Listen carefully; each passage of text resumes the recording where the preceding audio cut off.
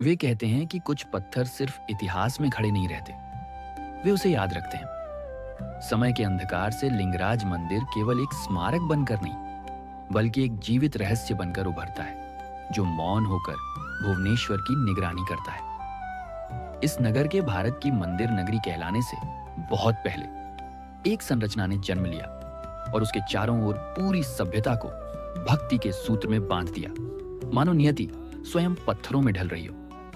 180 feet से अधिक ऊंचा यह मंदिर कभी आकाश रेखा पर राज करता था, यात्रियों को दिव्य दिशा सूचक की तरह मार्ग दिखाता था, और उसकी अनुपातिक रचना आज भी आधुनिक इंजीनियरिंग को चुनौती देती है।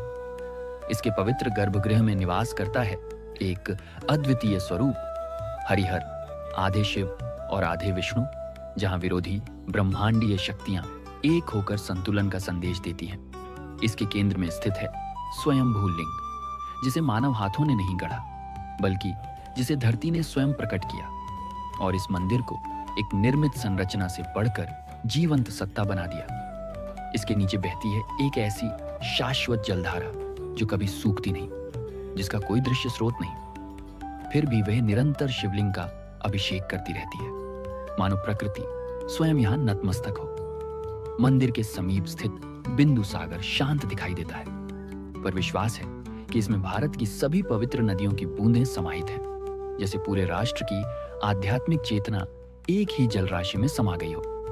सदियों तक आक्रमण आए, तूफान उठे, साम्राज्य ढह गए, लेकिन लिंगराज मंदिर अडिग खड़ा रहा, मानो कोई अदृश्य शक्ति इसकी रक्षा कर रही हो। आज भी इसकी सीमाएं समय को बांध कर रखती हैं।